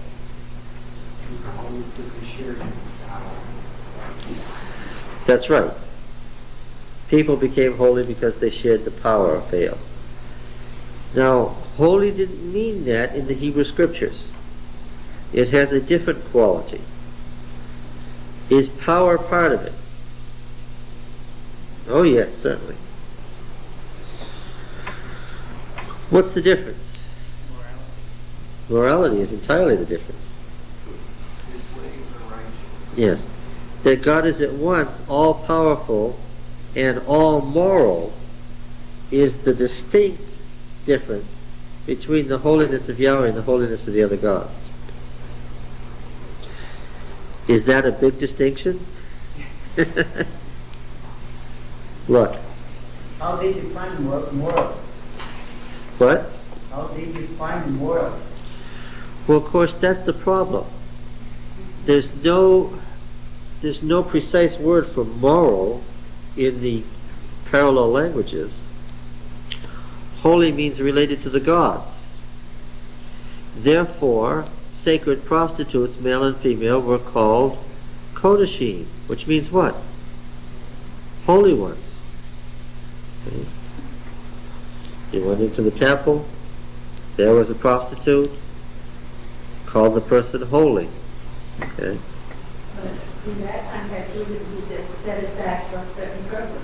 I mean, that's the way we define it. Well, it meant related to the power of the God that was being served, right? Set aside, dedicated to the holiness of that God, which meant that God's power. That prostitute was there to give you power. Okay, it's one of the problems that the writers of the Old Testament had was how to define what they meant by Yahweh is holy. When holy just means powerful. And so the law and God's obedience to his own law and his requirements that others obey the law was an illustrations of his righteous acts in history was one way of defining what they meant by holy. Okay. These are things that God has done in history that you can point to show that he does holy deeds. Not merely ones that are powerful, but ones that are right and punishing wrong. It's very, very hard when good equals right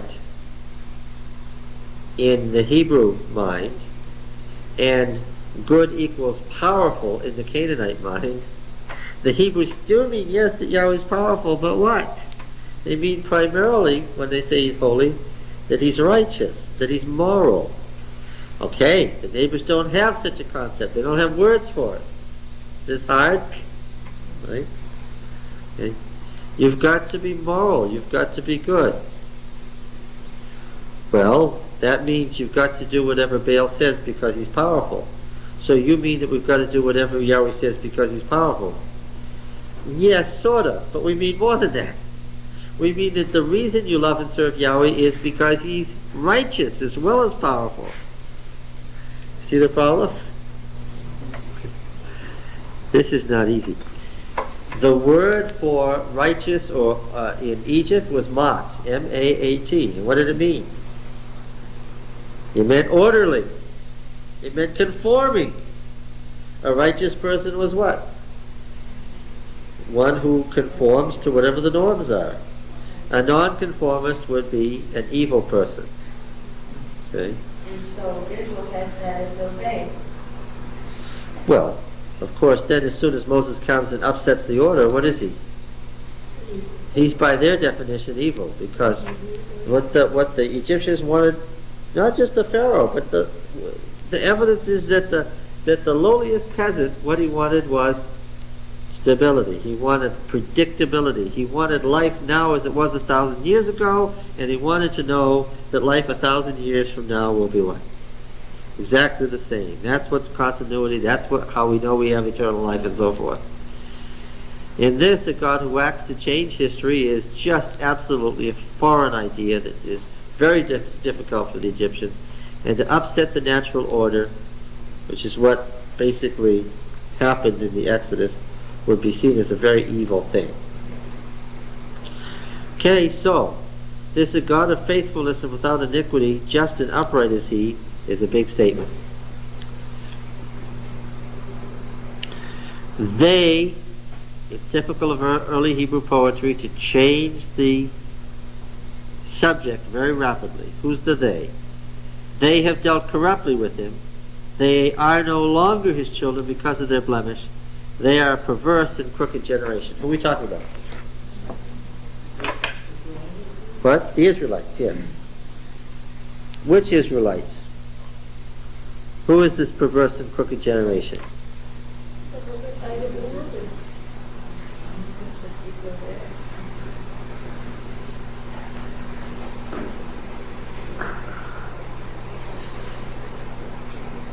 Is it the wilderness ones? Well, the Song of Moses seems to be written about a subsequent generation. If we read on, it seems that some time has passed since the Exodus itself. Let's see. They have dealt corruptly with him. They are no longer his children because of their blemish. They are a perverse and crooked generation. Do you thus requite Yahweh, you foolish and senseless people? Is he not your Father who created you, who made you and established you? Remember the days of old. Consider the years of many generations. Ask your father, and he will show you, your elders, and they will tell you. When the Most High gave to the nations their inheritance, when he separated the sons of men, he fixed the boundaries of the peoples according to the numbers of the sons of God. We've seen that before. How many nations were there? 70. How many gods? 70. But Yahweh's portion is his people, Jacob his allotted heritage. He found him in a desert land and in a howling waste of the wilderness. He encircled him, he cared for him, he kept him as the apple of his eye, like an eagle that stirs up its nest, that flutters over its young, spreading out its wings, catching them, bearing them on its pinions. Yahweh alone did lead them, and there was no foreign god with him. He made him ride on the high places of the earth, and he ate the produce of the field. He made him suck honey out of the rock and oil out of the flinty rock, curds from the herd and milk from the flock, the fat of lambs and rams, herds of Bashan and goats, with the finest of the wheat, and the blood of the grape you drank wine. Okay? Now, that certainly refers to the entrance into Canaan, to the conquest. He found him first in the desert land. That's the Exodus. It's typical of Deuteronomic literature that they don't start with either creation nor with being in Egypt. They start with the period in the wilderness. This is typical of Deuteronomic literature. Then he made him ride on the high places of the earth, verse 13. That surely is a reference to the entrance into Canaan and its conquest. And the Kurds and so forth is referring to the wealth that was gained by conquering the land. But, verse 15, something happens. But, Yeshurun, Yasher just means to be upright. It's the word we saw over here earlier about upright. Yeshurun just means upright one.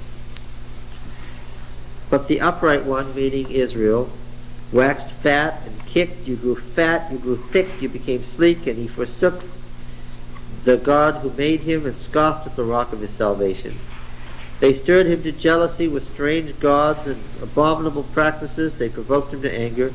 They sacrificed to demons which were no gods, to gods they had never known, to new gods that had come in of late, whom your fathers had never dreaded.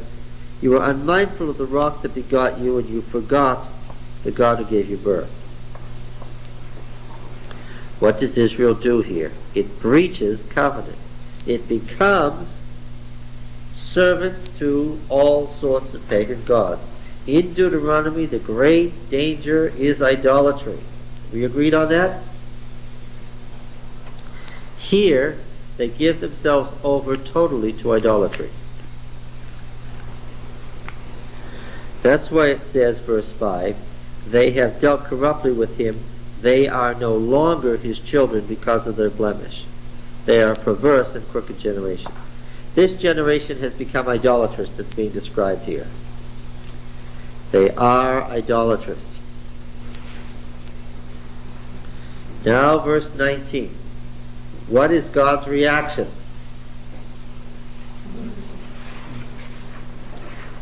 Yahweh sought and spurned them because of the provocation of his sons and daughters.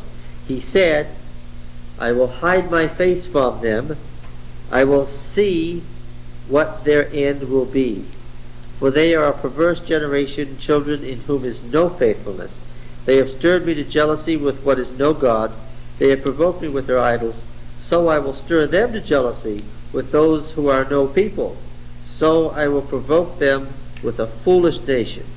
For a fire is kindled by my anger, and it burns to the depths of Sheol, devours the earth in its increase, and sets on fire the foundations of the mountains. Okay, now this is the fire of God's wrath. We see that a lot, right? Okay, now he's going to give them into the hand of a foolish nation. He's casting them off and let a pagan people overcome them, since they are themselves pagans. Why does DTR2 like this? Because his big theme is the exile. Now it doesn't actually say exile here, does it? It says they'll be overcome by a pagan people, but it doesn't say they'll be carried away. That could have been like in the Judges. In the Judges period, when you had the Midianites coming in, and you have the Philistines and the Ammonites and so forth. However, DTR2 finds this very convenient. Alright? And I will heap evils upon them, and will spend my arrows upon them. They shall be wasted with hunger, and devoured with burning heat.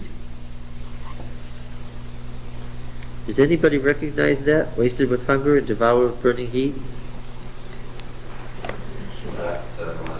Yes, and where it says in Revelation 7, they won't be hungry anymore or thirst anymore, neither shall they be scorched with any burning heat. That's a quote from here. Isn't that nice? And poisonous pestilence, and I will send the teeth of beasts against them with venom of crawling things of the dust. In the open the sword shall be reaved, and in the chamber shall be terror, destroying both young man and virgin, the sucking child with the man of gray hairs. I would have said, I will scatter them afar, I will make the remembrance of them cease from among men, had I not feared provocation by the enemy, lest their adversaries should judge amiss, lest they should say, our hand is triumphant, Yahweh has not wrought all this.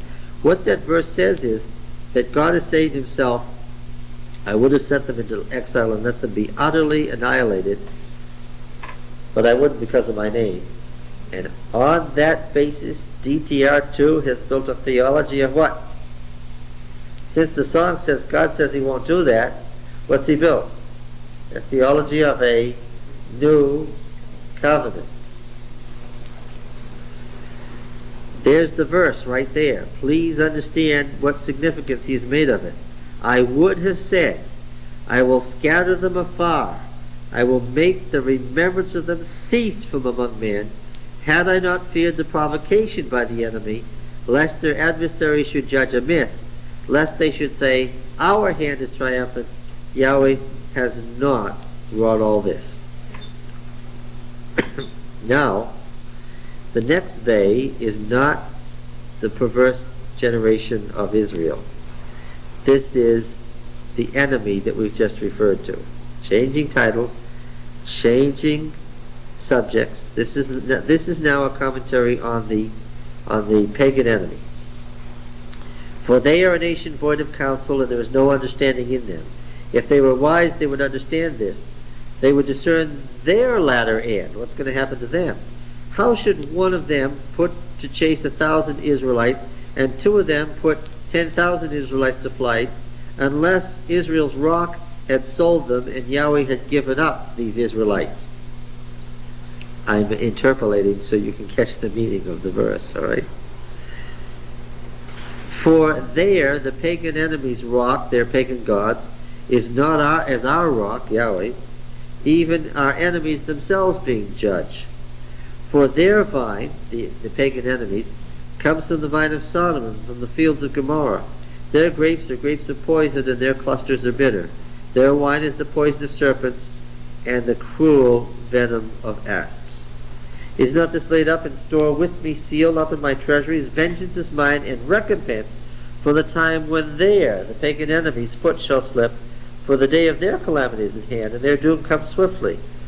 For, verse 36, Yahweh will vindicate his people and have compassion on his servants when he sees that their power is gone and that there's none remaining bond or free. Then he will say, where are their gods, the rock in which they took refuge, who ate the fat of their sacrifices and drank the wine of their drink offerings? Let them rise up to help you, and let them be your protection. See now that I, even I am he, and there is no God besides me. And then a passage we find elsewhere in Isaiah, I kill, and I make alive. I wound, and I heal.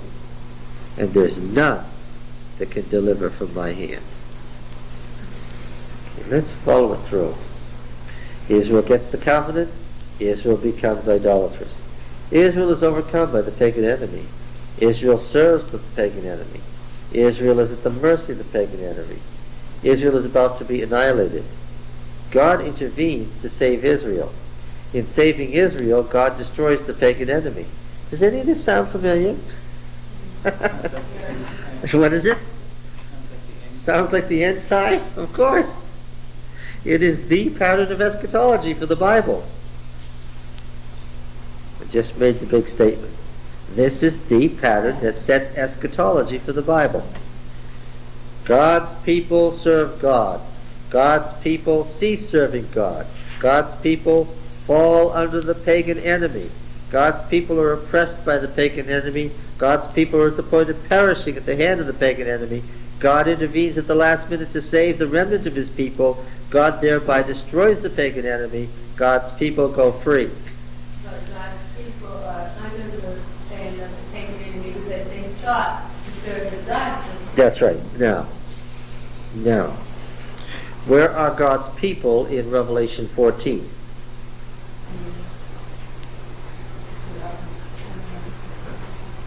Where are they? I like the way you said that.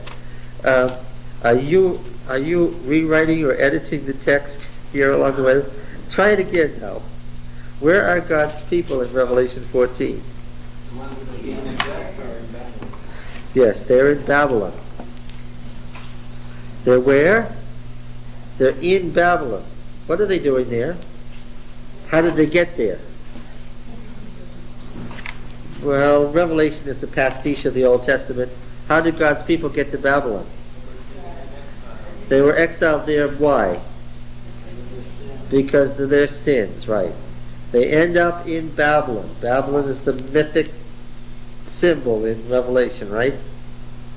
God's people are in Babylon because they have rebelled and they're not serving God, so they're in Babylon. They're about to be annihilated. What invitation does God give them? What should they do? Babylon has fallen, so come out of her, my people. That's the second angel's message. They're invited to come out of Babylon. Second Isaiah, Jeremiah, the whole idea of coming back from Babylon, the second Exodus, okay? All right. Warning not to stay in Babylon, because if you stay there, what's going to happen to you? You're going to be annihilated. Yes, along with them. So, Ray, you found the text.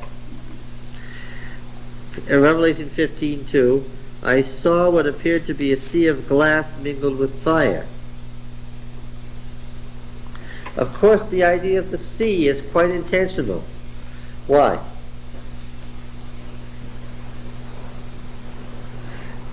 They're standing on the sea. This is a deliberate and obvious symbol. What? Sea chaos. The sea is chaos, yes. Solomon stood on the sea when he dedicated the temple. Right? Just as Baal stood on the sea when he conquered the seven-headed dragon. Now these people are on the cosmic sea, the heavenly sea. And of course it was the whole idea of the cosmic sea that was at issue in Genesis when they crossed through the Sea of Reeds, right? It wasn't Exodus. What did I say? Don't listen to what I say. Listen to what I mean. I told you that before.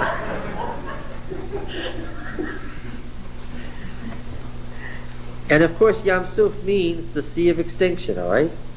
And so the wicked are annihilated in the sea, whereas the righteous stand on the sea as a symbol of conquest. This is the cosmic sea. So what appeared to be a sea of glass mingled with fire, and those who had conquered the beast in its image and the number of its names, standing beside the sea of glass, upon the sea of glass, with harps of God in their hands. And they sang the song of Moses, the servant of God, and the song of the Lamb. Why? What had they done? They had left Babylon. They had been redeemed from the pagan enemy. God had intervened to save the remnant of his people. They had been through the experience of having served God, rebelled God, and been saved by God. That's the New Covenant, see? That's the whole New Covenant theme.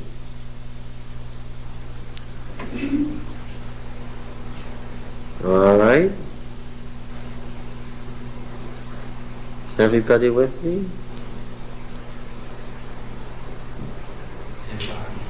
What? Let's read one more paragraph and we're done. So, for I lift my hand to heaven, chapter 32, verse 40, still the Song of Moses. For I lift my hand to heaven and swear as I live forever, if I whet my glittering sword and my hand takes hold on judgment, I will take vengeance on my adversaries. I will requite those who hate me. I will make my arrows drunk with blood, and my sword shall devour flesh, and with the blood of the slain and the captives from the long-haired heads of the enemy. And does God do that? What happens to the wicked in these passages in Revelation? Does he have a big sword?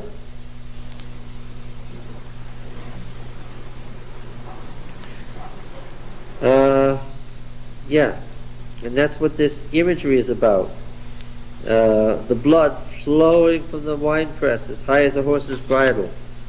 Now then, verse 43, praise his people, O you nations, for he avenges the blood of his servants and takes vengeance on his adversaries, but makes expiation, that is, expiation, that's just another word for atonement, makes atonement for the land of his people. Okay. The pattern of sin, judgment, repentance, redemption set in the period of the judges becomes the pattern for eschatology for the end of the world. The series, the sequence of events that we have that we know as Adventist eschatology. How will the world end? Well, this will happen, then that'll happen, then that'll happen, then that'll happen. That's in Deuteronomy 32. It's happened over and over and over again, Richard. Only the last time it has to be how widespread. Yeah, okay. Universal. Problem is you couldn't get it universal before now. Now I know for sure. Right? You have to really get a world state for everybody to be involved, right? You have to have the same issues of authority and whose authority worldwide. You have to have everybody agree that we're either going to do it this way or else you're not going to be around. Right? We're getting pretty close to that, right? Are we getting pretty close to that? Do they know much in South America about what we're going to do with our economic plans? With our economic plans. Had a man staying in Argentina this week. And the question was, you've been down in Argentina all week. We have a new president. While you've been gone. You know what he said? He said, I read all about it in the paper. I saw it on television. He said, I watched the inauguration on television. It's just as good as being in Boston. I know what's going on. He said, we're very aware in Argentina that the president hasn't really decided what his economic plan is going to be and hasn't submitted it to Congress yet. And I heard that someone's arranged for the Super Bowl to be shown in Russia. They'll be looking at it at 2 in the morning. And they'll be up watching it. There's no doubt about it, because all things American are the way to some sort of economic salvation, some kind of hope. And if watching the Super Bowl can help you make you a little more American, then what? Then they're going to sit there and watch it. Yeah. That's why they have Santa Claus down in those countries now. Before they didn't have it. It was Jesus and just Jesus during Christmas time, and now you have Santa Claus. Makes them more American. And Santa Claus in Japan for exactly the same reason. But does it make them more American, or does it make that pocket with more money? I don't know if it does either, but That's the two things go hand in hand. it homogenizes culture, and that's what we're talking about. Right? We're talking about the developing world state. And Halloween, too. Yes. We used to have Halloween down there, now they have Halloween. All right. Can you spot the pattern of eschatology if I ask you now? The first clear statement of that pattern is where? Deuteronomy 32. Wow. Nothing escapes this group. Ask us next week.